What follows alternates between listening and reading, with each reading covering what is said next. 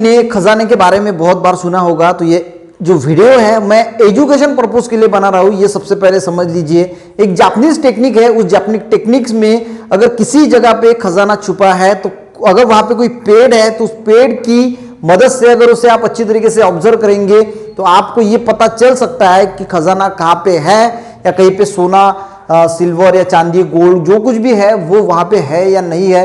इसकी ट्रिक है, Japanese technique है। पर पहले मैं बता रहा हूं गाइज कि ये एक एजुकेशन पर्पस वीडियो है, ऐसा होगा ऐसा नहीं है, और आप ट्राई भी मत कीजिए कभी। सिर्फ एजुकेशन के लिए आपके दिमाग में रख लीजिए, जापानीज टेक्निक है। मान के चले कि कोई यहाँ पे एक पेड़ है, ठीक है, यहाँ पे एक पेड़ है। अगर उस पेड़ में कोई एक ब्रांच यानी कोई एक डाली अगर ऐसे सीधी निकल के आती है, अगर वो ऐसे सीधी निकल के आती है, ये मैं डाली निकाल रहा हूं, मेरी डायग्राम अच्छी नहीं है, ऐसे अगर राइट एंगल में अगर निकल के आती है और वो ऐसे इस तरह की अगर है, तो समझ लीजिए कि जो कोई भी खजाना जो है वो जितनी इसकी लेंथ है उसी से आगे यहां पे, यानी यहां तक अगर वो डाली है तो इतनी ही लेंथ पे अगर हम आगे जाएंगे तो यहां पे आपको वो गड़ा हुआ खजाना यहां पे मिल सकता है।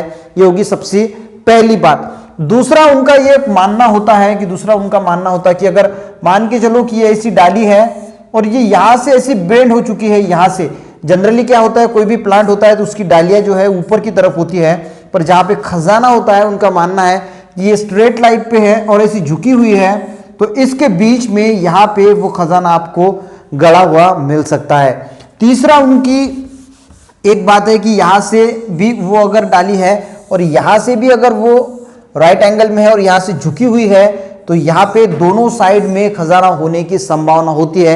ये पूरी जापानीज टेक्निक है। एक और उनका कहना है कि अगर ऐसी पूरी ऐसी अगर झुकी हुई है तो इसके आजू बाजू में कहीं ना कहीं खजाना हो सकता है।